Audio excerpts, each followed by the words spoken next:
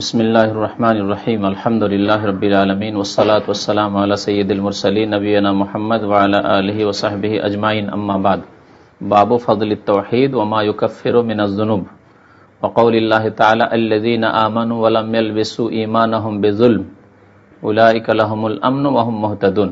ওয়া আন উবাদাতা ইবনে সামিত রাদিয়াল্লাহু তাআলা আনহু قال قال رسول الله صلى الله عليه وسلم من شهد أن لا إله إلا الله وحده لا شريك له وأن محمدا عبده ورسوله وأن عيسى عبد الله ورسوله وكلمته ألقاها إلى مريم روح منه والجنة حق والنار حق أدخله الله الجنة على ما كان من العمل أخرجاه ولهما في حديث عتبان فإن الله حرم على النار من قال لا إله إلا الله يبتغي بذلك وجه الله। মহান আল্লাহর সমস্ত প্রশংসা, দরুদ ও সালাম নাযিল হোক প্রিয় নবী মুহাম্মদুর রাসূলুল্লাহ সাল্লাল্লাহু আলাইহি ওয়াসাল্লামের উপর। আল্লাহুম্মা সাল্লি আলাইহি আল্লাহুম্মা বারিক আলাইহি। আজকে আপনাদের সামনে দর্স হবে তাওহীদ সম্পর্কে, কিতাবুত তাওহীদ থেকে। তাওহীদ মানে হচ্ছে আল্লাহর একত্ব, আল্লাহকে এক ও একক মনে করা। ওয়াহিদ শব্দ থেকে তাওহীদ উদ্ভূত, ওয়াহিদ থেকে তাওহীদ। ওয়াহিদে ওয়াও হা দাল এই মাদ্দা বা ধাতু রয়েছে, আর তাওহীদ ওয়াও হা দাল রয়েছে। ওয়াহিদ মানে হচ্ছে এক, আর তাওহীদ মানে এক মনে করা, এক বলে বিশ্বাস করা, একত্ব এবং তার বাস্তবায়ন করা। তো এ হচ্ছে তাওহীদ। তাহলে শরীয়তের ভাষায় তাওহীদ কি? তা হচ্ছে ইফরাদুল্লাহ, আল্লাহকে এক ও একক মনে করে বিশ্বাস করা, আল্লাহকে এক ও একক মনে করে তার প্রতি ঈমান নিয়ে আসা, এ হচ্ছে তাওহীদ। যখন শুধু তাওহীদ বলবো তখন তার অর্থ হবে ইফরাদুল্লাহ তাআলা, মহান আল্লাহকে এক ও একক মনে করা। তারপরে তাওহীদের ভাগ রয়েছে, প্রত্যেকটি ভাগের পৃথক পৃথক আলাদা আলাদা সংজ্ঞা হবে। তাওহীদের বিপরীত হচ্ছে শিরক, তাওহীদের বিপরীত হচ্ছে শিরক। আলেমরা এই জন্য উল্লেখ করে থাকেন যে বিপরীত বস্তু দিয়ে আসল বস্তুকে সুন্দরভাবে চেনা যায়। যে কোনো বিষয়ের ক্ষেত্রে বা যে কোনো বস্তুর ক্ষেত্রে পৃথিবীতে আল্লাহ ভালো এবং মন্দ যদি দুটো সৃষ্টি না করতেন, তাহলে ভালোর গুণ মানুষ এমন কোনো গুরুত্ব দিয়ে শুনত না, বুঝত না, ভালোর মূল্যায়ন করত না। আলো অন্ধকার দুটো জিনিস যদি না থাকতো, তাহলে আলোর কোনো মূল্যই থাকতো না। শুধু আলো আলো যদি থাকতো, অন্ধকারই নেই, তাহলে আলোর এত মূল্য থাকতো না। তো ভালো মন্দ, আলো অন্ধকার যে আল্লাহ পাক রেখেছেন পৃথিবীতে, যাতে করে ভালো বা আলোর মূল্যায়ন করা হয়, তার মূল্য দান করা হয়, বুঝা ভালো করে যায়। তো তাওহীদ আল্লাহর একত্ব, এর বিপরীত যখন জানব তখন আমরা তাওহীদকে আরো সুন্দর করে বুঝতে পারবো। তাওহীদের বিপরীত হচ্ছে শিরক। তাওহীদও আরবি শব্দ আর শিরকও আরবি শব্দ। শিরক শরীক থেকে, শিরক মানে হচ্ছে অংশীদার স্থাপন করা, আল্লাহর অংশীদার স্থাপন করা। আল্লাহ পাক রব্বুল আলামিনের কোনো একটি গুণ, কোনো একটি কাজ, অথবা আল্লাহ পাক রব্বুল আলামিনের ইবাদতের কোনো একটি ইবাদত অন্য কাউকে দিয়ে দেওয়া, জীবিত হোক মৃত হোক, কাউকে দিয়ে দেওয়া, এ হচ্ছে শিরক।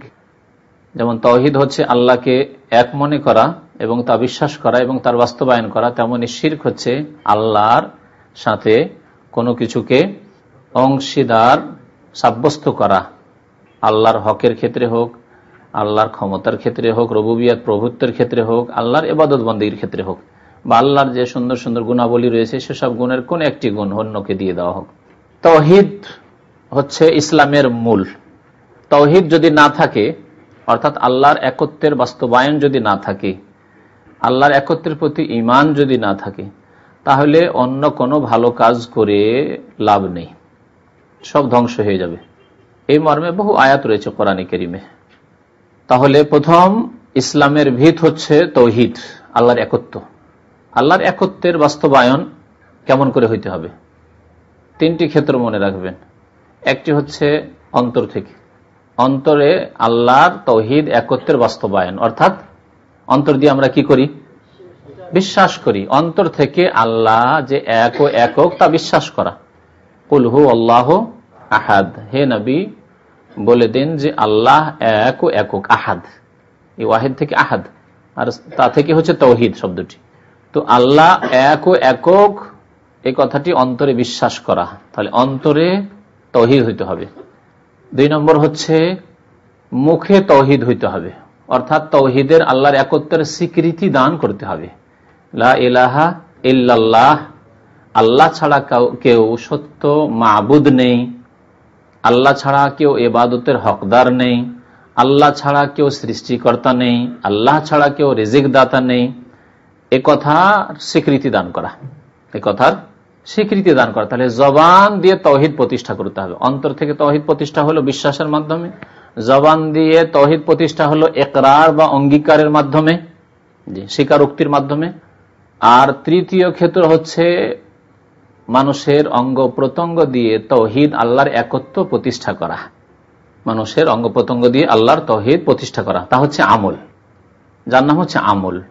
অর্থাৎ আপনি একমাত্র আল্লাহ ইবাদত বন্দেগী করবেন, সিজদা একমাত্র আল্লাহর জন্য করবেন, দোয়া একমাত্র আল্লাহর কাছে করবেন, জবাই কোরবানি একমাত্র আল্লাহর জন্য করবেন, মান্নত একমাত্র আল্লাহর জন্য করবেন, ফরিয়াদ করবেন অসহায় অবস্থায় একমাত্র আল্লাহর নিকটে। যতগুলি ইবাদতের প্রকার রয়েছে সব একমাত্র আল্লাহর জন্য করবেন। আপনার অঙ্গ প্রত্যঙ্গ দিয়ে করছেন, সিজদা করছেন, দোয়া করছেন, এগুলি সব আপনার অঙ্গ প্রত্যঙ্গ দিয়ে করছেন, এগুলি আল্লাহর জন্য করতে হবে। এটি হচ্ছে তৃতীয় ক্ষেত্র। এইরকমই লাভ বা ক্ষতির মালিক আমার আপনার কে? একমাত্র আল্লাহ। এ কথা যেমন অন্তরে বিশ্বাস থাকতে হবে, জবানেও আমাদের এটা উচ্চারিত হবে যে আল্লাহ না চাইলে কেউ আমার ক্ষতি করতে পারে না, উচ্চারিত হবে। তেমনি কাজে কর্মে তা প্রমাণ হবে। কাজে কর্মে এমন হবে না যে কোনো লাভের জন্য আমরা মাজারে চলে গেলাম, ছেলে পাবো ওখানে গেলে, রোগ ভালো হবে ওখানে গেলে, তাহলে লাভ ক্ষতির মালিক আপনি ওই মাজারওয়ালাকে, পীরকে, যাকে ওলি মনে করেন তাকে মনে করে নিলেন আপনি, তাহলে আপনি তাওহীদের প্রতিষ্ঠা করলেন না। এইভাবে যদি আমরা তাওহীদকে বুঝে যাই তাহলে আমাদের এই তাওহীদে শিরকের ঘুণ লাগতে পারবে না, তাওহীদের মধ্যে শিরক প্রবেশ করতে পারবে না। তো লেখক রহমতুল্লাহ আলাইহি তাওহীদের ফজিলত অর্থাৎ তাওহীদের গুণ কি, আল্লাহর একত্ব যদি প্রতিষ্ঠা করেন আকীদায়, বিশ্বাসে, কথায়, কাজে, এই তিনটি ক্ষেত্রে, তাহলে আপনি কি পাবেন, এর ফল কি? এটি একটি ব্যাপক কথা। ওর একটি দিক হচ্ছে তাওহীদের উপকারিতায় ওমা ইউকাফিরু মিনাজ যুনুব, তাওহীদ যদি প্রতিষ্ঠা করেন আপনি তাহলে আপনার গুনাহ খাতা মাফ হবে, তাও লেখক উল্লেখ করেছেন। যদিও সেটি তাওহীদের ফজিলতের অন্তর্ভুক্ত। এক হচ্ছে যে পাবেন আপনি ইতিবাচক, আর এক হচ্ছে নেতিবাচক, যে গুনাহ খাতা যেগুলি হয়েছে অতীতে সেগুলিও মাফ হবে যদি আপনার তাওহীদ ঠিক থাকে, পুরোপুরি তাওহীদ ঠিক থাকে। তাওহীদ 3 প্রকার, আপনাদের অনেকেরই জানা রয়েছে, নতুন ভাইদের ছাড়া প্রায় লোকের হয়তো জানা রয়েছে। তাওহীদ প্রথম হচ্ছে তাওহীদ রুবুবিয়্যাত, 2 নম্বরে হচ্ছে তাওহীদ উলুহিয়্যাত বা তাওহীদ ইবাদত। উলুহিয়্যাতটা হচ্ছে ইবাদত, মানে ইলাহ মানে মাবুদ, হ্যাঁ, লা ইলাহা ইল্লাল্লাহ, আল্লাহ ছাড়া কেউ সত্য মাবুদ নেই। তাহলে ইলাহ মানে যখন মাবুদ, তাহলে তাওহীদ উলুহিয়্যাত মানে তাওহীদ ইবাদত, ইবাদতের তাওহীদ। 3 নম্বর হচ্ছে তাওহীদুল আসমা ওয়াস সিফাত, মানে আল্লাহর নাম এবং গুণাবলীর ক্ষেত্রে আল্লাহর একত্ব। খুব সংক্ষেপে আমি সংজ্ঞাগুলি বলে দিচ্ছি এই দর্শটি শুরু করার আগে বা হাদিসগুলির ব্যাখ্যা বা আয়াতের ব্যাখ্যা করার আগে। তাওহীদের রুবুবিয়্যাত, আল্লাহর কাজে কর্মে, আল্লাহর কাজ আছে না, আল্লাহর কাজে কর্মে আল্লাহর একত্ব প্রতিষ্ঠা করা বা আল্লাহকে এক ও একক মনে করা। প্রতিষ্ঠা করা বলে বেশি ভালো, কারণ প্রতিষ্ঠা হয় অন্তর দিয়ে হয়, জবান দিয়ে হয়, আর অঙ্গ প্রত্যঙ্গ দিয়ে হয়।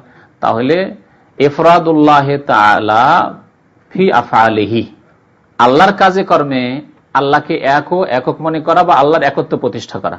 আল্লাহর কাজে কর্মে যখন বললাম, আল্লাহর কাজ কি? উদাহরণস্বরূপ প্রথম খালক, সৃষ্টি করা। সৃষ্টিকর্তাকে? সৃষ্টি করা কোনো মানুষের কাজ নাই, নবীরও কাজ না, ওলিরও কাজ না, একমাত্র কাজকার এটি আল্লাহর। আলা লাহুল খালকু ওয়াল আমরু, আল্লাহ বলছেন জেনে রাখো যে সৃষ্টি একমাত্র আল্লাহর, লাহু, আর আদেশের মালিকও আল্লাহ, হুকুমেরও মালিক আল্লাহ। তো সৃষ্টি করা আল্লাহর কাজ। তাহলে সৃষ্টি করার ক্ষেত্রে আল্লাহর একত্রের প্রতিষ্ঠা হচ্ছে যে আপনি এই ঈমান রাখবেন যে সৃষ্টিকর্তা একমাত্র আল্লাহ। আমাকে যেমন আল্লাহ সৃষ্টি করেছেন, আমার ছেলে মেয়ে যদি দেন তো কে দেবেন? একমাত্র আল্লাহ দেবেন, কোন পীর ওলি নবী রসুল দিতে পারে না। যদি আপনার এখানে দুর্বলতা থাকে যেন ওলিয়া উলিয়ার কাছেও পাওয়া যায়, যেমন আমাদের দেশের অধিকাংশ মাজারপন্থীদের এই আকীদা। তাহলে তাওহীদের রুবুবিয়্যাতই নেই আপনার, আল্লাহর প্রভুত্বের উপরে আপনার বিশ্বাস নেই, একত্ব নেই, এখানে শিরক ঢুকে গেছে। কিন্তু আপনার আকীদা থেকে শিরক ঢুকে আছে। খালক সৃষ্টি করা আল্লাহর হক বা আল্লাহর কাজ এটি। তারপরে 2 নম্বরে হচ্ছে রিজিক দেওয়া। রিজিক দেওয়া, আপনি যদি মনে করেন যে আমার রিজিক আর কেউ দিতে পারে, মাজারে গেলে বরকত হয়, মাজারে গেলে পীর ওলিয়া উলিয়ারা বরকত দান করে থাকেন, তাদের ফয়জে বরকত হয়, এসব আকীদা রয়েছে। আমার এলাকার এক কবর পূজারী, তার বিআই ছিল আবার সুন্নতি বংশের লোক, কিন্তু বিআই কবর পূজারীদের বংশে, মেয়ের বিয়ে দিয়ে বিআইয়ের সাথে আজমিরে যায়, আজমিরে গিয়ে ফিরে এসে আল্লাহ পরীক্ষায় ফেলে দেয়। আম বাগান খুব রয়েছে রাজশাহী মালদা এলাকায়, আম বাগান, ফজলি আম বিশেষ করে, খুব ফলন ফলেছে আমের। আল্লাহ পাক আরো বড় মুশরিক বানিয়ে দিল এইভাবে, যে ব্যক্তি শিরক করতে যায় আল্লাহ তখন ওইদিকে ধাক্কা দিয়ে পাঠিয়ে দেয়, নুয়াল্লিহি মা তাওয়াল্লা, যেদিকে যাবে ওইদিকে আমি ফিরিয়ে দেবো, সুবহানাল্লাহ। সেই বছরে আমের খুব ফলন হইল। সেই তাগুত ফেরাউনের বক্তব্য যে এবারে যে আজমির গিয়েছিলাম সেই জন্য এত ফলন ফলেছে। লা হাওলা ওয়ালা কুওয়াতা ইল্লা বিল্লাহ। তাহলে রিজিক দাতা একমাত্র আল্লাহ, আল্লাহর কাজ হচ্ছে রিজিক দেওয়া। আপনি যখন মনে করলেন যে চিশতি রিজিক দিতে পারে, আপনি মুশরিক, মুসলমান না। আপনি নামাজ রোজা হজ যাকাত করেও আপনি মুশরিক। ওয়াকাদিমনা ইলা মা আমিলু মিন আমালিন ফাজআলনাহু হাবাআম মানসুরা। কাফেরদের আমল বা মুশরিকদের আমল সম্পর্কে আল্লাহ বলছেন যে আমি লক্ষ্য করব তাদের আমলের দিকে কাল কিয়ামতে। ইলা মা আমিলু মিন আমাল, যে আমল করেছে, নামাজ রোজা হজ যাকাত তাহাজ্জুদ সব করেছে, সেসবের দিকে আমি লক্ষ্য করব, উদ্দেশ্য করব। ফাজআলনাহু হাবাআম মানসুরা, সেগুলিকে ধূলিকণা করে আমি উড়িয়ে দেব, সেগুলির কোনো নেকি সওয়াব পাবে না তাদের শিরকের কারণে। মুশরিক কাফেরদের আমল সম্পর্কে বলা হয়েছে, সৎ আমল সম্পর্কে, তাদের সৎ আমলের আখিরাতে কিছুই প্রতিদান পাবে না। তো আল্লাহর কাজ হচ্ছে হায়াত দান করা, জীবিত করা, হায়াত দান করা, প্রাণ দান করা। আপনার ছেলে মরেছে আর পীরে জীবিত করে দিল, চরমাইনের বক্তব্য শুনেছেন, ভুলে যাবেন সেজন্য স্মরণ করাচ্ছি, তাই না? ওই যে নাতি মরে গেছিল, একটাই নাতি, হ্যাঁ, গরুর দুধ দিয়ে খাওয়াইতো, সেই নাতিও মরে গেল, তখন পীর কি করলো? জবরদস্তি কেড়ে নিয়ে চলে আসলো। আর তারপর বলছে আল্লাহকে, শুনেছেন, কম বেইজনি করে আমার হুকুমে উঠো, এ তো করলোই, নিজেই জীবিত করলো। কত বড় তাগতি কথা! এই তো ফেরাউন এরকম কথা বলেনি। কোন মৃতকে, মিশরে তো অনেকে মরেছে, ফেরাউন কোনদিন এরকম করতে গিয়েছে? কম বেইজনি। এই জন্যই আমি বলি যে ফেরাউনের চাইতে বড় কুফরি এগুলি। তো তা তো করলোই, তারপরে বলছে আল্লাহকে হুশ নেই, আন্দাজ নেই, শব্দটি ওখানে রয়েছে ওই কিতাবে, ভেদে মারেফতে আদি খোদে, আল্লাহকে আন্দাজ নেই যে একটা নাতি ছিল তাও নিয়ে গেল। তো বলেন যদি হায়াত দান করা আল্লাহর হক হয়, এটি আল্লাহর কাজ হয়, এটি হচ্ছে আল্লাহর কাজ, সেই কাজে আপনি আপনার ওলিকে, পীরকে, সুফিকে অংশীদার বানিয়ে দিলেন যে সেও জীবিত করতে পারে, আল্লাহ মেরে দিলেন আর সে জীবিত করে দিল, তাহলে আপনি মুশরিক হয়ে গেলেন। তাহলে এই আকীদাতে, চরমনায়ের আকীদাতে কি ঢুকে আছে? এমন বড় শিরক ঢুকে আছে যে যা মানুষকে মুশরিক বানিয়ে দেয়, মুসলমান থাকে না। স্পষ্ট সাধারণ ভাষায় বলছি যাতে আপনাকে বুঝতে কোনো অসুবিধা না হয়। মত দান করা কে? কালেমা তাওহীদ। আমাদের দেশে তো 5টি কলমা মুখস্থ করা তো মাশাআল্লাহ অভ্যাস আছে, কারণ এটা এতে কাজ আছে, 5 কলমা মুখস্থ থাকতেই হবে। লা ইলাহা ইল্লাল্লাহু ওয়াহদাহু লা শারীকা লাহু লাহুল মুলকু ওয়া লাহুল হামদু ইউহয়ী ওয়া ইউমীতু, তিনি হায়াত দান করেন, আর ওয়া ইউমীতু, তিনি মৃত্যু দান করেন। তো হায়াত মওতের মালিক একমাত্র আল্লাহ, এই কর্ম একমাত্র আল্লাহ, কোনো মানুষ মত দিতে পারে না। কেউ যদি মনে করে যে অমুক লোকটি মারা গেল কারণ সে মাজারে যায়নি বা তার বিরুদ্ধে বলেছে সেই জন্য মরে গেল, তাহলে সেই ব্যক্তি মুশরিক হয়ে গেল। আপনি যদি এই এতেকাদ পেশ করেন লোকটি এই জন্য মরে গেল যে লোকটি মাজারের বিরুদ্ধে বলেছে, লোকটি পীরের বিরুদ্ধে বলেছে, তো পীর মেরে দিল তাকে, তাহলে আপনি মুশরিক হয়ে গেলেন। আল্লাহকে শুধু ইউহয়ী ওয়া ইউমীত মনে করলেন না, আপনি হায়াত মওতের মালিক মনে করলেন না। সূরা মুলক আরো স্মরণ করে দিই, শুধু কলমায় কেন আপনাদের স্মরণ করে, যদিও এই কলমা নবী সাল্লাল্লাহু আলাইহি ওয়াসাল্লাম হাদিসে রয়েছে, এই কালিমা তাওহীদ, তাবারাকাল্লাযী বিয়াদিহিল মুলকু ওয়া হুয়া আলা কুল্লি শাইইন কাদির। তারপরে আল্লাযী খালাকাল মাউতা ওয়াল হায়াতা, যিনি সৃষ্টি করেছেন মত এবং হায়াত। তাহলে মত হায়াতের মালিক কে?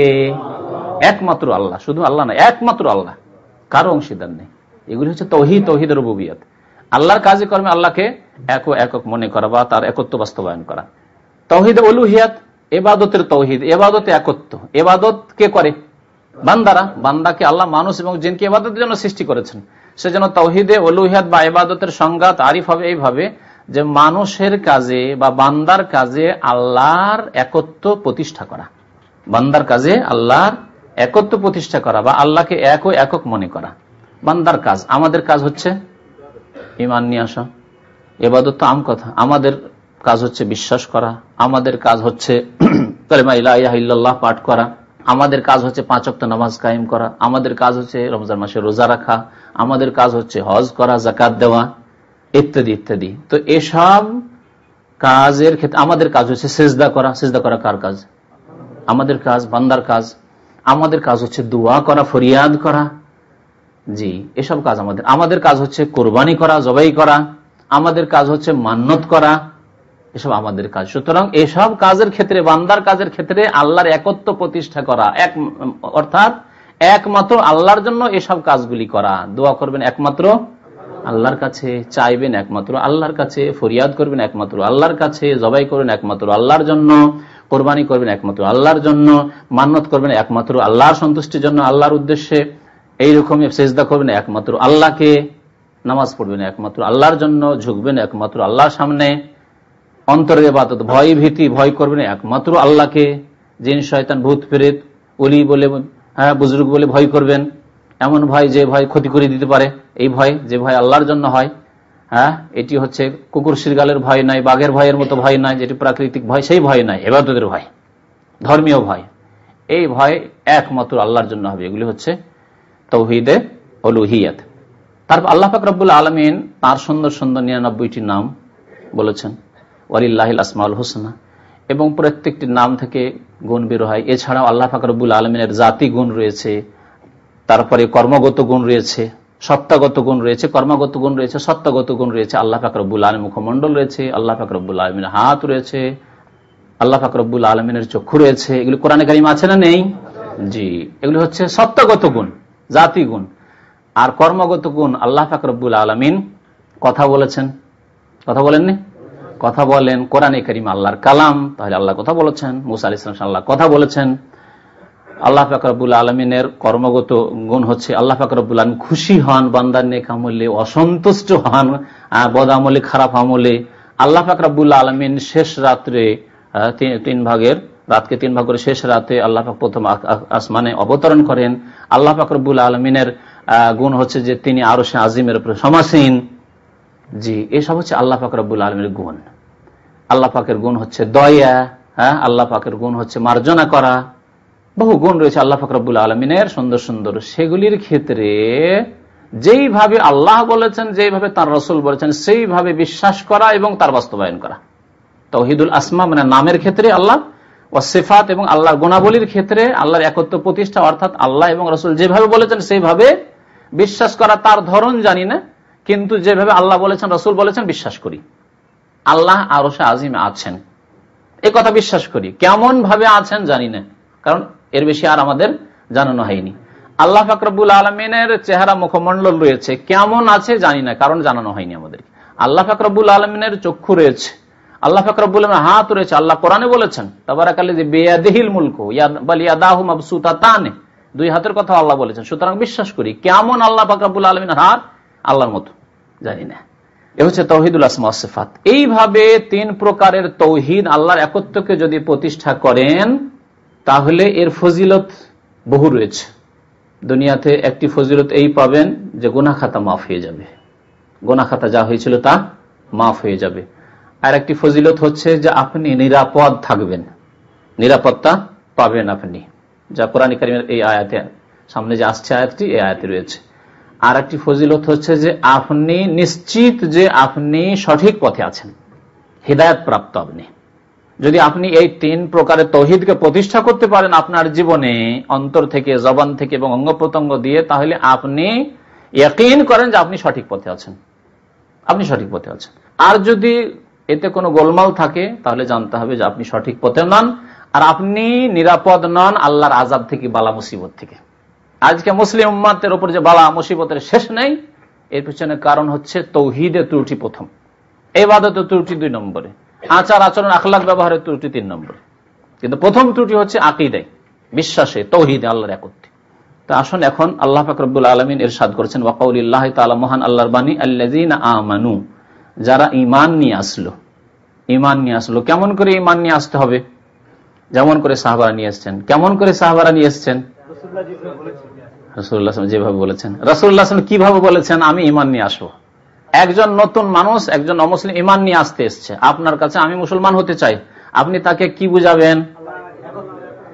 বলবেন যে 6টি ঈমানের খুঁটি রয়েছে, স্তম্ভ রয়েছে, আপনাকে এই 6টি স্তম্ভের ওপর বিশ্বাস করতে হবে। ঈমানের খুঁটি কয়টি? 6টি।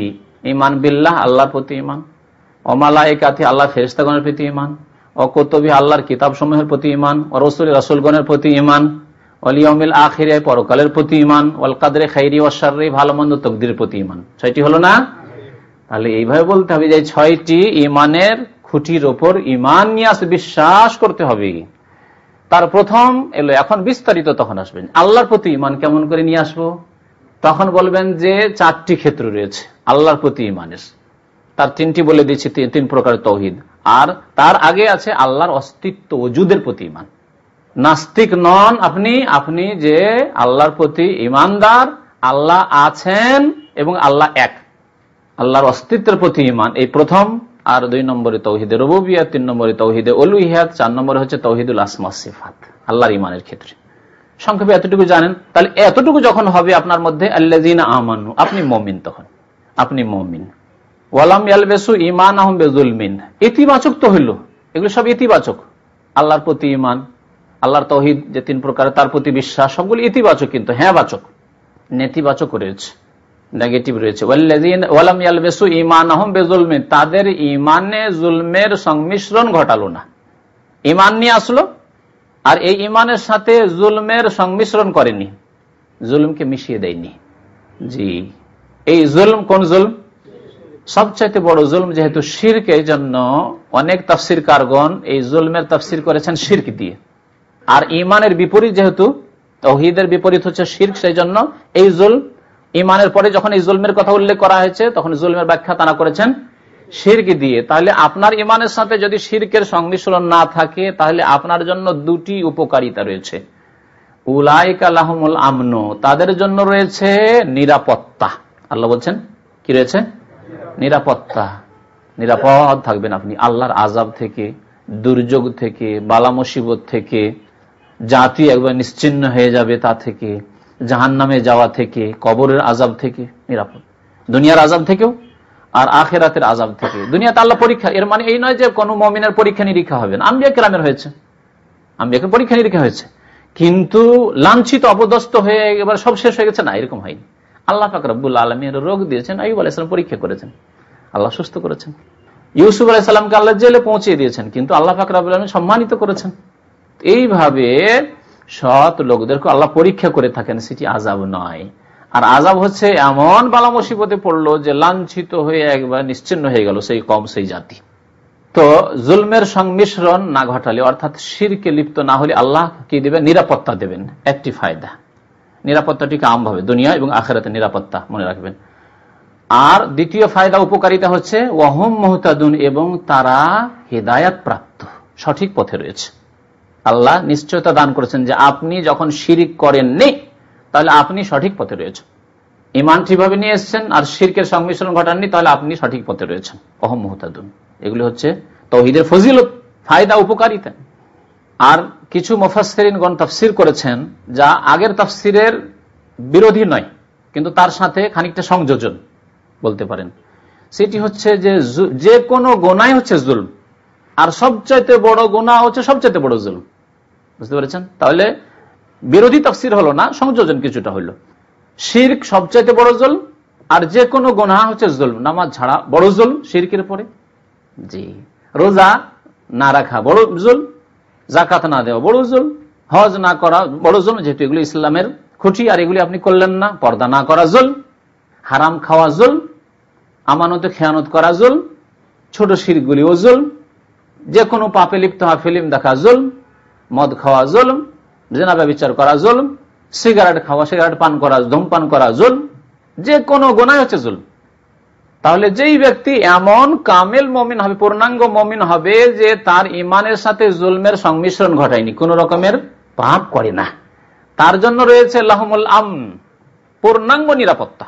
সার্বিক নিরাপত্তা তার জন্য। যেমন আপনি ইমানকে কামেল করে দিয়েছেন, পূর্ণাঙ্গ ইমান করেছেন আপনি, তেমনি আপনার জন্য নিরাপত্তাও রয়েছে, সার্বিক নিরাপত্তা। আল আমন, ওই জন্য আল্লাহ বলেছেন, শুধু আমন বলেননি, কি বলেছেন? লাহুমুল আমন, আল আমন। যেমন আলহামদ মানে সমস্ত প্রশংসা, হামদুন মানে প্রশংসা, আর যেমন বলেন আলহামদুলিল্লাহ রাব্বিল আলামিন বলছেন সমস্ত প্রশংসা, ঠিক না? তাহলে আরবি ভাষায়, আরবি গ্রামারে আল্লাহ গিয়ে দিলে সার্বিকের অর্থ হয়, সমস্তের অর্থ হয়। এখানে আল্লাহ আল আমন বলেছেন। তাহলে আপনি যখন সমস্ত জুলম থেকে অর্থাৎ গুনাহ থেকে নিজেকে বাঁচিয়ে চলবেন, তখন আপনাকে আল্লাহ সার্বিক নিরাপত্তা দান করবেন, আল আমনুত্তাম। আর আপনি পুরোপুরি হেদায়েত প্রাপ্ত তখন। আর যত বেশি আপনার মধ্যে পাপ থাকবে, যে ধরনের পাপ থাকবে, সেই ধরনের আপনার নিরাপত্তায় অভাব দেখা দিবে, ঘাটতি দেখা দিবে। আপনি যদি ছোটখাটো জুলুম করেন, তাহলে ছোটখাটো ধাক্কা খাবেন। ছোট ধরনের জুলুম অত্যাচার করেছেন, শিরিক করেন না, বিদআত করেন না, কুফরি করেন না, নামাজ ছাড়েন না, এসব ঠিক আছে। কিন্তু বিড়ি সিগারেট খাচ্ছেন, ফিল্ম দেখছেন, এতে হবে কি? আপনার উপর বালা মুসিবত আসবে, আপনার অসুস্থতা বাড়বে, ব্যাধি বাড়বে আপনার সিগারেট খাওয়ার জন্য। আল্লাহ এছাড়াও অন্য কোনো বালা মুসিবত দিতে পারে। উদাহরণস্বরূপ বলছি, আপনি ফিল্ম দেখেন, তখন আপনার মেয়ে চরিত্রহীন হয়ে গেল, আপনার ছেলে চরিত্রহীন হয়ে গেল, মেয়ে আপনাকে এমন করলো যে মেয়ে নিজে বেরিয়ে গিয়ে বিয়ে করলো, আপনি আর সমাজে মুখ দেখাতে পারছেন, একবার লাঞ্ছিত হয়ে গেলেন আপনি। এগুলি কি হচ্ছে? নিরাপত্তাহীনতা, নিরাপদ নন আপনি। তো আপনার বাড়িতে যদি ফিল্ম দেখা না থাকতো, আপনার ছেলে মেয়েদেরকে যদি এইভাবে আপনি না করে পাপের দিকে না ধাক্কা দিয়ে যদি তাদেরকে যদি সৎ আমলের মধ্যে রাখতেন, আপনার ছেলে মেয়েদেরকে যদি ওই যেখানে সহশিক্ষা হয় সেই কলেজ ইউনিভার্সিটিতে না পড়াতেন, তাহলে এইরকম বিপদ আসতো না। আপনি যে জুলুম করেছেন সহশিক্ষা দিয়ে আপনার ছেলে মেয়েদেরকে পশ্চিমা দেশে পড়াশোনার জন্য পাঠিয়েছেন, ডাক্তার ইঞ্জিনিয়ার করার জন্য, এই জুলুম করেছেন, সেই জন্য আপনার নিরাপত্তা বিঘ্নিত হয়েছে। উলাইকা লাহুমুল আমন ওয়া হুম মুহতাদুন। তাহলে জুলুম মানে যে কোনো গুনাহ, আর যে যে রকমের জুলুম করবে সেই রকমের বালা মুসিবতে পড়বে। আর যে যত বেশি জুলুম থেকে মুক্ত থাকবে, ঈমানের সাথে জুলুমের সংমিশ্রণ করবে না, অর্থাৎ নেক আমলের সাথে গুনাহ করবে না, সে তত বেশি আল্লাহর পক্ষ থেকে নিরাপদ থাকবে এবং হেদায়েতের উপর কায়েম থাকবে। মনে রাখবেন, মুখস্থ করে নেবেন আয়াত, আল্লাযীনা আমানু ওয়া লাম ইয়ালবিসু ঈমানাহুম বিযুলম। ঈমান নিয়ে আসেন ইতিবাচক, আর জুলুম করিয়েন না, গুনাহ করিয়েন না, শিরিক করিয়েন না, তাহলে আল্লাহ আপনাকে দেবেন নিরাপত্তা, আপনাকে আল্লাহ হিদায়াত দান করবেন। তারপরে নবী সাল্লাল্লাহু আলাইহি ওয়াসাল্লাম বলছেন, উবাদা বিন সামিত রাদিয়াল্লাহু তাআলা আনহু বর্ণিত হাদিস, ক্বালা রাসূলুল্লাহ সাল্লাল্লাহু আলাইহি ওয়াসাল্লাম মান শাহাদা আল্লা ইলাহা ইল্লাল্লাহ। এই হাদিসে রয়েছে লা ইলাহা ইল্লাল্লাহ, কালেমায়ে তাওহীদ, আল্লাহর একত্বের কালেমা, এর ফজিলত। বলছেন, যেই ব্যক্তি সাক্ষ্য প্রদান করলো যে আল্লাহ ছাড়া কেউ সত্য মাবুদ নেই। লা ইলাহা ইল্লাল্লাহ আসলে ছিল লা ইলাহা বিহাক্কিন। আরবি গ্রামারে যারা সামান্য গ্রামার বুঝেন তাদের যাতে সুবিধা হয়, কারণ অনেক ভাইরা আছেন মাদ্রাসা পড়ে এসছেন, লা ইলাহা লা নাফি জিন্স, ও একটা ইসিম চায়, একটা খবর চায়। ইলাহা হচ্ছে ওর ইসিম, কিন্তু খবর এখানে স্পষ্ট নেই। যখন জাহের নেই, তখন আরবি গ্রামারের নিয়ম হচ্ছে উজ্জ মানতে হবে। আমাদের ভাষাতে অনেক সময় উজ্জ থাকে, অনেক সময় কথাবার্তা আমরা অনেক কথাকে উজ্জ রাখি, যেটা বোঝা যাচ্ছে সেটা আর বলি না বেশি করে। ভাই অমুক এসেছেন কি জিজ্ঞাসা করলাম, তখন আপনি বলছেন যে আসেননি, তার নাম বললেন না, কি বললেন, শুধু ক্রিয়া বললেন, আসেনি, তাই না? বললেন না যে আব্দুল্লাহ আসেনি, আব্দুর রহমান আসেনি, অথচ সেখানে কর্তা যে আসেনি সেই ব্যক্তির কথা আপনার উদ্দেশ্য রয়েছে। ফাইলকে এখানে আপনি হযফ করলেন, উজ্জ রাখলেন, কারণ বোঝা যাচ্ছে, প্রশ্ন থেকে বোঝা যাচ্ছে যে কার সম্পর্কে বলা হচ্ছে, এসেছে আসেনি, কার সম্পর্কে বলা হচ্ছে। তো এখানে লা ইলাহা, মাবুদ নেই, মাবুদ নেই যদি বলেন, মাবুদ মানে উপাস্য, উপাস্য নেই যদি বলেন আর হক শব্দ না লাগান, তাহলে প্রথম কথা গ্রামার অসম্পূর্ণ থেকে যাচ্ছে। ইসিম হলো খবর কোথায়।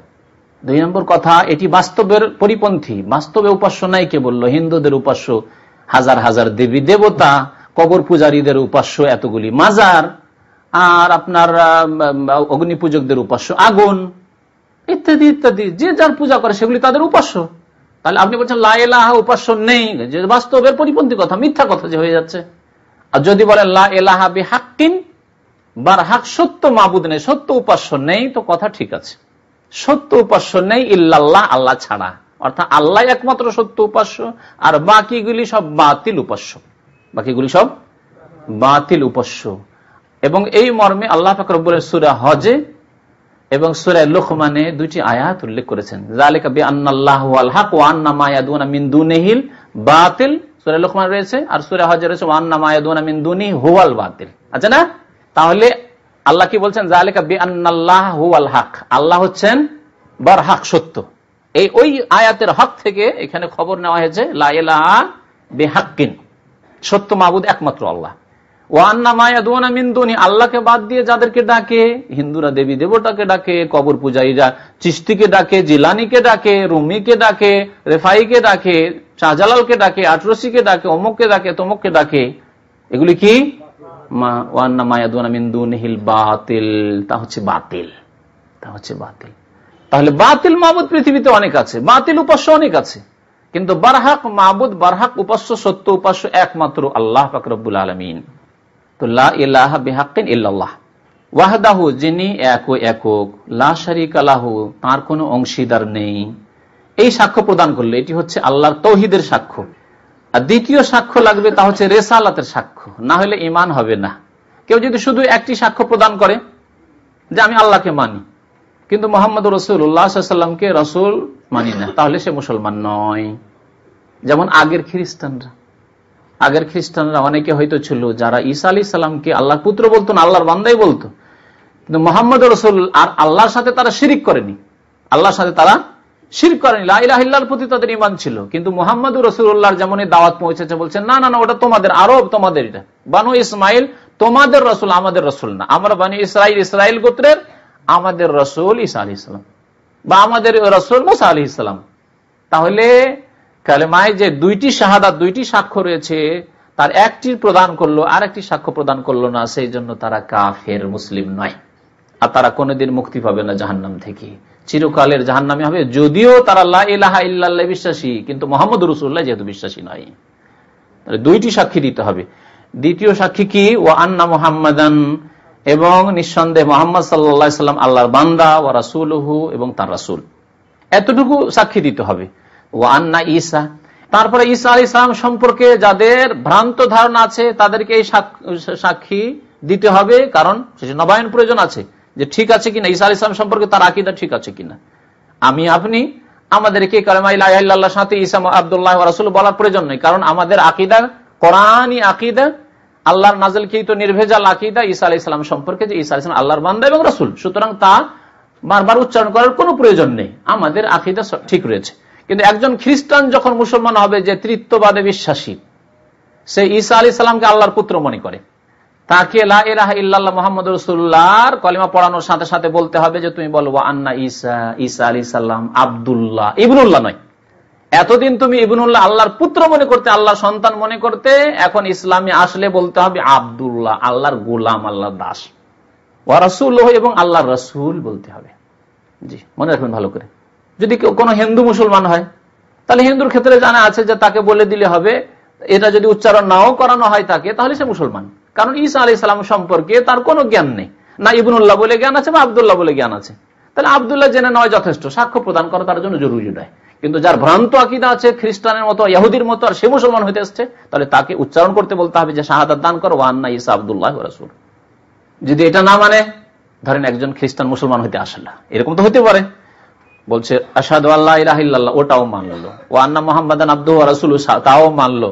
কিন্তু যখন আপনি বলছেন ঈসা আলাইহিস সালাম বলল যে আল্লাহর গোলাম আব্দুল্লাহ ওয়া রাসূল, বলছে না, সন অফ গড, আল্লাহর পুত্র, আল্লাহর দাস, আল্লাহর গোলাম বলে মানবো না, তখন তাকে বলবো যে তুমি মুসলমান হওনি, তুমি কাফের, লাকুম দীনুকুম ওয়ালিয়া দিন।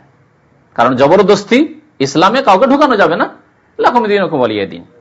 জি, ওয়া কালিমাতুহু, এবং ঈসা আলাইহিস সালাম সম্পর্কে আরো কিছু কথাই হাদিসে বলা হয়েছে, এবং আল্লাহর কালিমা, আল্লাহর কালিমা অর্থাৎ আল্লাহর একটি কালিমা দিয়ে ঈসা আলাইহিস সালাম সৃষ্টি হয়েছেন।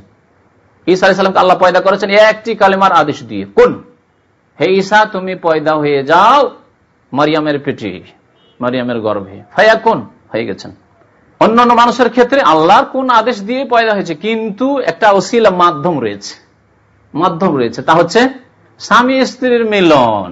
স্বামী স্ত্রীর মিলনের মাধ্যমে 40 দিন বীর্যের অবস্থায় থেকেছে, 40 দিন আবার আলাকা জমাট বাঁধা রক্তের অবস্থায় থেকেছে, 40 দিন তারপরে একটা গোশতের পিণ্ড থেকেছে, তারপরে আল্লাহ পাক রব্বুল আলামিন নকশা দিয়েছেন, আত্মা দিয়েছেন, রুহ দিয়েছেন, তকদির লিখেছেন, তারপরে মায়ের পেট থেকে বেরিয়ে এসছে, ঠিক না? কিন্তু ঈসা আলাইহিস সালামের ক্ষেত্রে স্বামী স্ত্রীর মিলন হয়নি। তার মা তো ছিলেন মারিয়াম, কিন্তু বাবা কেউ ছিল না, আল্লাহর আদেশ। এই জন্য কালিমাতুহু, আল্লাহর কালিমা স্পেশাল কোন দিয়ে আল্লাহ সৃষ্টি করেছেন ঈসা আলাইহিস সালামকে, আলকাহা ইলা মারিয়াম, যা আল্লাহ পাক রব্বুল আলামিন আদেশ করেছিলেন মারিয়ামের উদ্দেশ্যে, যে মারিয়ামের পেটে ঈসা তুমি পয়দা হয়ে যাও। ও রূহুম মিনহু, আল্লাহর পক্ষ থেকে স্পেশাল রূহ, বিশেষ রূহ, বিশেষ আত্মা। আল্লাহর রূহ মানে এই নয় যে আল্লাহর আত্মা রয়েছে আর আল্লাহর রূহের একটা অংশ, কারণ এইরকম ভ্রান্ত কথা কেউ বুঝতে পারে, কারণ আমাদের দেশে বিদআতপন্থী তো খুব বেশি রয়েছে, যারা আল্লাহর ক্ষমতাগুলিকে তারা ভাগ বন্টন করে নিয়েছে, এই সুফিরা, যে আল্লাহর ক্ষমতায় তারা গুণে ভূষিত হয়ে যায় আর সেই ক্ষমতা তারা পেয়ে যায়। সুতরাং এখান থেকে ভ্রান্ত অর্থ কেউ নিতে পারে যে আল্লাহর রূহ মানে আল্লাহর রূহের একটা অংশ, না। আল্লাহর রূহ মানে আল্লাহর স্পেশাল দান করা রূহ, আল্লাহর পক্ষ থেকে। আল্লাহ পাক রব্বুল আলামিন কোনো কিছু সম্মান দেখানোর জন্য নিজের সাথে সম্পৃক্ত করে থাকেন, যেমন আল্লাহর ঘর বাইতুল্লাহ, কাবা ঘরকে বলেছেন, অথচ সারা পৃথিবী আল্লাহ, ইন্নাল আরযা লিল্লাহ, কোরআনে কারীম আল্লাহ বলেছেন। আবার কাবাকে বিশেষ করে বাইতুল্লাহ বলার কি, সবগুলি ঘর তো আল্লাহ, হ্যাঁ, এটাও তো আল্লাহ, আপনার বাড়ি আমার বাড়ি তাও তো আল্লাহ, সব তো আল্লাহ। কিন্তু আল্লাহ কাবাকে স্পেশাল, বাইতুল্লাহ যেন বলেছেন স্পেশাল ঘর। ওই রকমই সবগুলি রূহ, আমার রূহ, আপনার রূহ, সবার রূহ, সারা বিশ্বের মুমিন কাফের সবার রূহ তো আল্লাহর সৃষ্টি। কিন্তু ঈসা আলাইহিস সালামকে যে রূহ দিয়েছেন সেই রূহ হচ্ছে আল্লাহর খাস স্পেশাল রূহ। ওয়াল জান্নাতু হাক্কুন, এবং সাক্ষ্য প্রদান করলো আখিরাত সম্পর্কে কিছু কথা এতে বলা হয়েছে, সবকিছু বলা হয় না। আখিরাতের একটি বিষয় হচ্ছে জান্নাত, জান্নাত হচ্ছে হক, সত্য, এ বলে বিশ্বাস করলো। ওয়ান নারু হাক্কুন, এবং জাহান্নাম সত্য, আদখালাহুল্লাহুল জান্নাহ। এগুলি যদি বিশ্বাস করে তাহলে বাকিগুলি বিশ্বাস করবে, যে জান্নাতে বিশ্বাস করবে, জাহান্নামে বিশ্বাস করবে, সে কবর আযাবকে বিশ্বাস করবে না? কবর থেকে উঠানো হবে, বাস হবে, পুনরুত্থিত হবে, বিশ্বাস করবে না?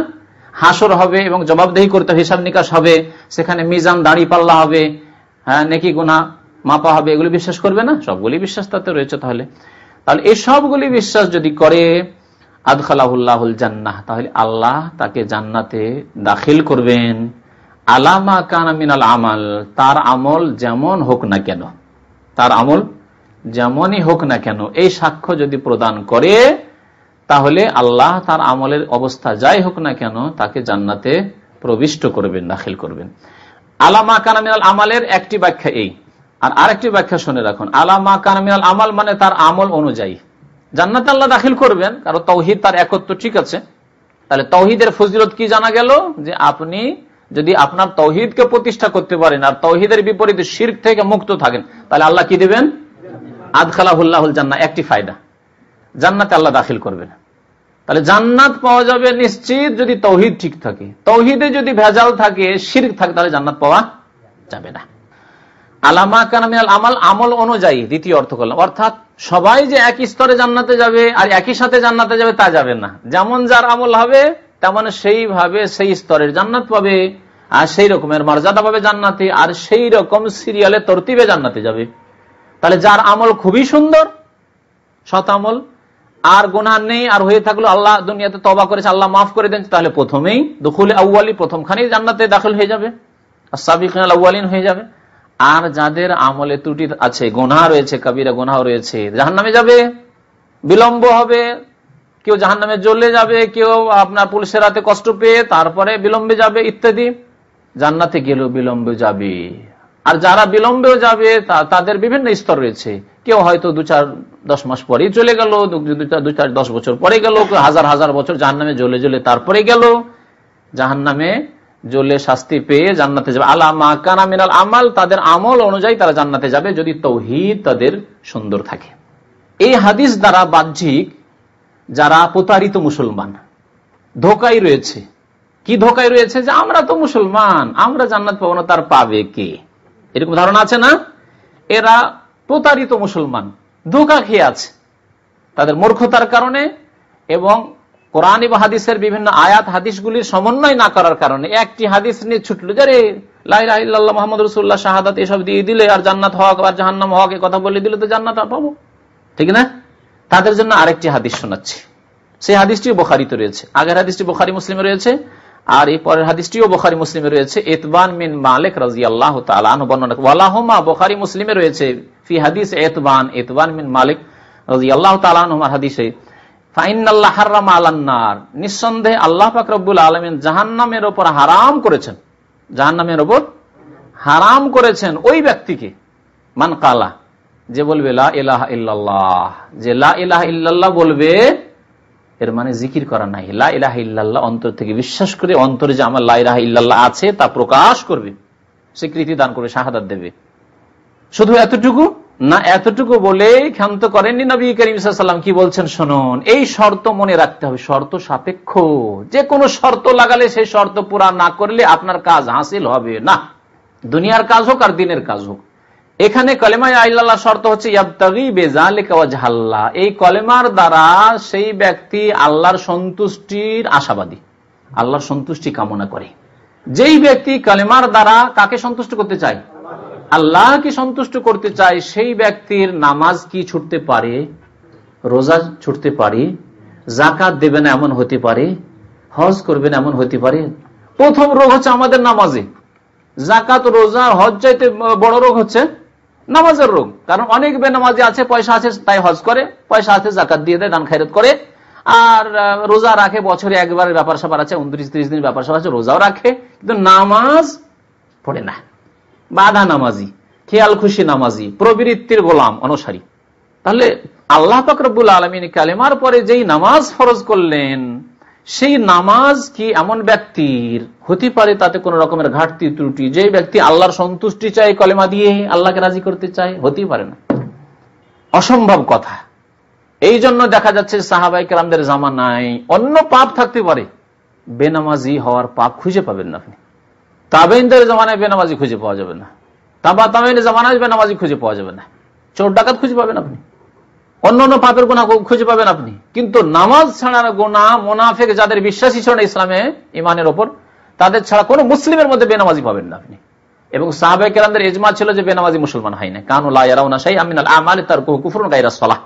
সাহাবায়ে কেরামদের ইজমা বয়ান করেছেন আব্দুল্লাহ বিন শাকিব রাদিয়াল্লাহু তাআলা আনহু, যে সাহাবায়ে কেরামরা নামাজ ছাড়া অন্য কোন আমল ত্যাগ করাকে কুফরি মনে করতেন না, জেনা করাকে কুফরি মনে করতেন না, খুন করাকে কুফরি মনে করতেন না, ঝগড়া করা কুফরি মনে করতেন না, হ্যাঁ রোজা ছাড়াও কুফরি মনে করতেন, কিন্তু নামাজ ছেড়ে দিলে তাকে কাফের মনে করতেন সাহাবায়ে কেরামরা, তাকে মুসলমান মনে করতেন না।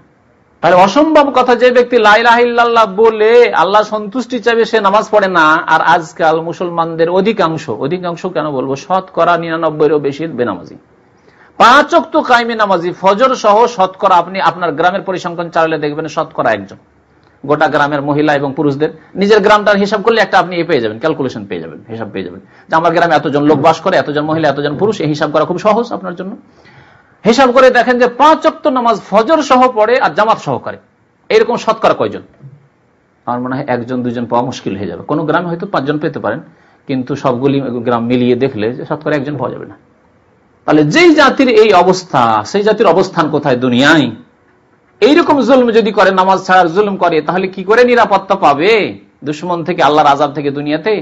আর আখিরাতের আযাব, জাহান্নামের আযাব, কবর আযাব থেকে কি করে তারা নিরাপদ হবে? তো এই দুইটি হাদিসের সমন্বয় করলে স্পষ্ট হয়ে যাবে যে শুধু কালেমা লা ইলাহা ইল্লাল্লাহ পড়ে নাজাত পাওয়া যাবে না, তার দ্বারা আল্লাহর সন্তুষ্টি চাইতে হবে। আল্লাহর সন্তুষ্টি চাওয়া মানে আল্লাহ যা ফরজ করেছেন তা আদায় করা, এবং কাবিরা গুনাহ যেগুলি হারাম করেছেন সেগুলি থেকে বেঁচে থাকা। যেসব কাজ আল্লাহ হারাম করেছেন সেসব থেকে বেঁচে থাকা, যেসব কথা আল্লাহ হারাম করেছেন তা থেকে বেঁচে থাকা। কালেমা পড়া মুসলমান হয়তো নামাজ পড়ে, কিন্তু ইসলামের বিরুদ্ধে বলে, ইসলামের বিরুদ্ধে লিখে, ইসলামের কথা, পর্দার কথা বললে বলে এরা মৌলবাদী। এই দেশ খুব সমস্যা রয়েছে মৌলবাদীদেরকে নিয়ে, যারা বলছে যে কলেজ ইউনিভার্সিটিতে পর্দা হইতে হবে। যে তাহলে এই কথা দিয়ে সে কাফের নাকচ করে দিল লা ইলাহা ইল্লাল্লাহকে, ইয়াবতাগি বিযালিকা ওয়াজহাল্লাহ তাদের মধ্যে নেই, সুতরাং এরা মুসলমান হতে পারবে না। জি, তো একটি কথা আর বলছিলাম যে শর্ত, যে কোনো কাজে, দিন এবং দুনিয়ার, ধর্মের ক্ষেত্রে হোক আর দুনিয়ার ক্ষেত্রে, কোনো শর্ত যদি লাগানো হয় সে শর্ত পুরা করতে হবে। আল্লাহ এই শর্ত লাগিয়েছেন যে আল্লাহর সন্তুষ্টি কামনা করতে হবে লা ইলাহা ইল্লাল্লাহ দিয়ে। এই সন্তুষ্টি কামনা যদি না থাকে এই লা ইলাহা ইল্লাল্লাহ কাজে আসবে না। যেমন আপনার বিদেশে আসার জন্য, আমরা সবাই বিদেশে এসেছি, প্রত্যেকের পাসপোর্ট আছে, এমন কোন লোক আছে বিনা পাসপোর্টে এসছে?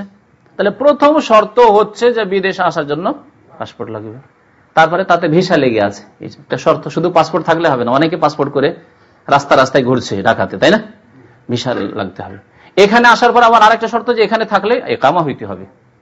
এগুলো যদি কোনো একটি শর্ত না থাকে তাহলে আপনি কি নিরাপদ এই দেশে এসে থাকতে পারবেন? পারবেন না।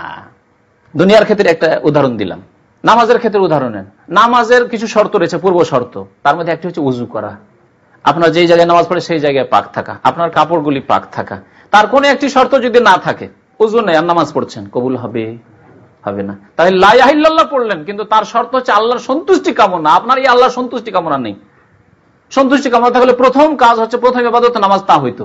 তাহলে আপনার এই লা ইলাহা ইল্লাল্লাহ কাজে আসবে? যেমন বিনা উজুর নামাজ কাজে আসবে না। জি, নাপাক কাপড় পরে নামাজ কাজে আসবে না। নাপাক স্থানে পেশাব পায়খানার উপর নামাজ পড়লে কাজে আসবে না। উলঙ্গ হয়ে নামাজ পড়া কাজে আসবে না। কিবলামুখী না পড়ে জেনে শুনে আপনি এই দিকে মুখ করে, সারা জীবন তো পশ্চিম দিকে নামাজ পড়লাম কিবলামুখী হয়ে, একবার পূর্ব দিকে মুখ করে নামাজ পড়ি, নামাজ হবে? ওই রকমই কালেমা লা ইলাহা ইল্লাল্লাহ কাজে আসবে না যদি আল্লাহর সন্তুষ্টির উদ্দেশ্য না থাকে। আর আল্লাহ সন্তুষ্টির উদ্দেশ্য থাকলে অবশ্যই নামাজ পড়বেন। সুতরাং বেনামাজি ভাইরা, গুনাহগার ভাইরা সাবধান, কখনো শুধু লা ইলাহা ইল্লাল্লাহর উপর ভরসা করবেন না। লা ইলাহা ইল্লাল্লাহ হচ্ছে চাবি, চাবি। আর চাবির দাঁত লাগে, যদি দাঁত না থাকে চাবির দোকান থেকে এটা শুধু চাবি নিয়ে নেন, বলে যে কোনো চাবি দেন আমার গাড়ি খুলবে, খুলবে? আপনার ঘরের দরজা খুলবে, খুলবে না। আপনাকে চাবি ওই দেখে বানিয়ে নিতে হবে যে আমার গেটের চাবি কেমন বা আমার গাড়ির চাবি কেমন, ওই রকম চাবি বানিয়ে নিতে হবে। ওয়ান আবি সাঈদ আল-খুদরি রাদিয়াল্লাহু তাআলা আনহু আন রাসূলিল্লাহ সাল্লাল্লাহু আলাইহি ওয়াসাল্লাম قال, আর একটি ফজিলত শুনে লা ইলাহা ইল্লাল্লাহ। আবু সাঈদ খুদরি রাদিয়াল্লাহু তাআলা আনহু বর্ণনা করেছেন, রাসূলুল্লাহ সাল্লাল্লাহু আলাইহি ওয়াসাল্লাম বলেছেন, কালা মুসা, মুসা আলাইহিস সালাম একদিন আল্লাহকে বলেন, ইয়া রব্বি, হে আল্লাহ, আল্লিমনি শাইআন। হতে পারে যে সরাসরি কথা বলেছেন, কারণ এর প্রমাণ রয়েছে যে মুসা আলাইহিস সালাম আল্লাহর সাথে কথা বলেছেন, তাও হতে পারে। অথবা ওহীর মাধ্যমে হতে পারে, ওহীর মাধ্যমে জিবরাইল আলাইহিস সালামকে মুসা আলাইহিস সালাম বলেছেন যে আমি আল্লাহর কাছে দরখাস্ত করি, হতে পারে। বা আল্লাহর কাছে দোয়া করেছেন তিনি, তখন জিবরাইলের মাধ্যমে খবর এসছে। আল্লিমনি শাইআন, আল্লাহ আমাকে এমন একটা বস্তু শিখিয়ে দাও, এমন একটা জিনিস শিখিয়ে দাও, আযকুরুকা, যা দিয়ে আপনার জিকির আজকার করব, আপনাকে স্মরণ করব। জিকির করা মানে আল্লাহকে স্মরণ করা। ওয়া আদউকা বিহি, এবং আপনার কাছে দোয়া করব। এমন একটি বিষয় বা এমন একটি কথা শিখিয়ে দেন, বাক্য শিখিয়ে দেন, যা দিয়ে আপনার কাছে দোয়া করব এবং আপনার জিকির আজকার করব, স্মরণ করব। কালা কুল, আল্লাহ বললেন তুমি বলো, ইয়া মুসা লা ইলাহা ইল্লাল্লাহ। তার এই লা ইলাহা ইল্লাল্লাহর ইতিহাস 1400 বছর ইতিহাস নাই। মানুষকে আল্লাহ যখন সৃষ্টি করেছেন আদম আলাইহিস সালামকে, তখনই এই লা ইলাহা ইল্লাল্লাহ এই তাওহীদের বিধান নাযিল করেছেন। আল্লাহ ছাড়া কেউ সত্য উপাস্য নেই। যখন লা ইলাহা ইল্লাল্লাহ বলতে বললেন যে লা ইলাহা ইল্লাল্লাহ বলে দোয়া করো, লা ইলাহা ইল্লাল্লাহ বলে আমাকে স্মরণ করো, আল্লাহ ছাড়া কেউ সত্য মাবুদ নেই, তখন ইয়া রব্বি, হে আল্লাহ, কুল্লু ইবাদাকা ইয়াকুলুনা হাযা, এই তো প্রত্যেক বান্দা, জাহেল, মূর্খ, সৎ অসৎ, ফাসিক, সবাই লা ইলাহা ইল্লাল্লাহ বলে তোমাকে ডাকে। আমি বিশেষ একটা কিছু চাই, আমি আল্লাহর রাসূল, আল্লাহর কালিম, আমি স্পেশাল দোয়া করতে চাই তোমার কাছে। কুল্লু ইবাদাকা ইয়াকুলুনা হাযা, প্রত্যেক বান্দা তুই কথা বলে। কালা ইয়া মুসা, আল্লাহ বলেন, হে মুসা শোনো, তুমি লা ইলাহা ইল্লাল্লাহর ফজিলত সম্পর্কে ওয়াকিফ হাল নাও, শুনে নাও এর ফজিলত। লাউ আন্নাস সামাওয়াতিস সাবঈ, লাউ আন্নাস সামাওয়াতিস সাবআ, 7 আসমান, 7টি আকাশ, ওয়া আমিরাহুন্না গায়রি, আমার ছাড়া 7 আসমান আবাদকারী যত আছে, অর্থাৎ 7 আসমানে যত আল্লাহর সৃষ্টি রয়েছে, অর্থাৎ ফেরেশতাগণ, ওয়াল আরাদিন আস-সাবআ, আর 7 জমিন, আরদুনের জামা হচ্ছে আরাদিন, 7 জমিন, ফি কিফফা, এবং 7 জমিন আবাদকারী যত রয়েছে এক পাল্লাতে রেখে দেওয়া হয়। দাঁড়ি পাল্লা কায়েম করলেন ওজনের, আর এক পাল্লাতে 7 আসমান 7 জমিন, আর 7 আসমান 7 জমিনে যত মখলুকাত সৃষ্টি রয়েছে সব রেখে দিলেন, পাহাড় পর্বত ইত্যাদি। ওয়া লা ইলাহা ইল্লাল্লাহ ফি কিফফা, আর আরেক পাল্লাতে কি রাখলেন? লা ইলাহা ইল্লাল্লাহ, মালাত বিহিন্না লা ইলাহা ইল্লাল্লাহ। তাহলে এই 7 আসমান 7 জমিন এবং 7 আসমান জমিনে যত মখলুকাত সৃষ্টি জগৎ রয়েছে সব হালকা হয়ে যাবে, আর সেসবকে নিয়ে ঝুঁকে যাবে, মালাত মানে ঝুঁকে যাবে এই কালেমা লা ইলাহা ইল্লাল্লাহ। এটা বোঝানোর জন্য, এটা এই নয় যে যেমন বাহ্যিক একটা ধরেন একটা কার্ড আছে আর কার্ডের উপর লা ইলাহা ইল্লাল্লাহ লেখা আছে, আর এদিকে 7 আসমান জমি সব চাপিয়ে দেওয়া হয়েছে। আর দাঁড়ি পাল্লা দিয়ে যদি মাফ করে আপনি দেখেন যে দেখি হাদিসের আলোকে আমি দাঁড়ি পাল্লা দিয়ে মাফ করে, তাহলে কি হবে? না, এটা বোঝানোর জন্য যে 7 আসমান জমিন ভরে যদি আপনার অন্যায় থাকে কিন্তু লা ইলাহা ইল্লাল্লাহ আপনার ঠিক আছে, অর্থাৎ একমাত্র আল্লাহর ইবাদত বন্দী করেছেন। ইবাদত বন্দী সবচেয়ে বড় ইবাদত বন্দী কালেমা লা ইলাহা ইল্লাল্লাহর পরে হচ্ছে নামাজ, তাহলে সব ঠিক আছে, কিন্তু ভুল ত্রুটি আছে, তাহলে আল্লাহ মাফ করে দিতে পারেন। তো বলছেন মালাত বিহিন্না লা ইলাহা ইল্লাল্লাহ, লা ইলাহা ইল্লাল্লাহ এই সবকে নিয়ে ঝুঁকে যাবে, বা লা ইলাহা ইল্লাল্লাহ পাল্লা ঝুঁকে যাবে। রাওয়াহু ইবনে হিব্বান, হাদিসটি ইবনে হিব্বানে রয়েছে, হাকিমে রয়েছে, ইমাম হাকিম রাহমাতুল্লাহ আলাইহি হাদিসটিকে সহিহ বলেছেন। তিরমিজিতে রয়েছে আরেকটি হাদিস, যে হাদিসটি ইমাম তিরমিজি হাসান বলেছেন। আনাস রাদিয়াল্লাহু তাআলা আনহু বর্ণনা করেছেন, সামিআতু রাসূলুল্লাহ সাল্লাল্লাহু আলাইহি ওয়াসাল্লাম ইয়াকুল, আল্লাহ রাসূল থেকে শুনেছি, কাল আল্লাহু তাআলা, মহান আল্লাহ বলেন, অর্থাৎ হাদিসে কুদসি, ইয়া ইবনা আদম, হে আদম সন্তান, লাউ আতাইতানি বিকুরাবিল আরদি, এটি আরেকটি ফজিলত হচ্ছে তাওহীদের। তুমি যদি জমিন ভর্তি করে খাতায়া, গুনাহ নিয়ে আসো, লাউ আতাইতানি বিকুরাবিল আরদি খাতায়া, জমিন ভর্তি, সারা পৃথিবী ভর্তি গুনাহ নিয়ে এসছো, তাহলে গুনাহ ভর্তি একবারে গুনার পাল্লাই। সুম্মা লাকিতানি, তারপর আমার সাথে এই অবস্থায় সাক্ষাৎ করো, লা তুশরিকু বিহি শাইআ, আমার সাথে কাউকে শরীক করনি, তুমি কবরে সিজদা করনি, মাজারে সিজদা করনি, ওলি আউলিয়াকে আল্লাহ ক্ষমতা দিয়েছেন তারা আমাদেরকে দিতে পারে, এসব আকীদা রাখনি, পীর ছাড়া জান্নাত পাওয়া যাবে না, পীর ছাড়া শাফাত পাওয়া যাবে না, পীর হক্কানি পীর না ধরলে মুক্তি পাওয়া যাবে না, ইত্যাদি ইত্যাদি, যার পীর নেই তার পীর শয়তান, এইসব শিরকি কুপুরি আকীদা নিয়ে মরেননি। আকীদা ঠিক আছে, এতে ভেজাল নেই, কিন্তু গুনাহ আছে, মদ শরাব এই সেই অনেক গুনাহ আছে, অনেক ভুল ত্রুটি আছে। লা আতাইতুকা বিকুরাবিহা মাগফিরা, তাহলে জমিন ভর্তি আমি মার্জনা নিয়ে তোমার সাথে সাক্ষাৎ করব। তুমি নিয়ে আসবে লা ইলাহা ইল্লাল্লাহ আর শিরিক করনি, আমি সারা জমিন ভর্তি করে মার্জনা নিয়ে আসবো। জমিন ভর্তি তুমি গুনাহ নিয়ে এসছো, আমি জমিন ভর্তি মার্জনা নিয়ে এসে তোমাকে মাফ করে দেব।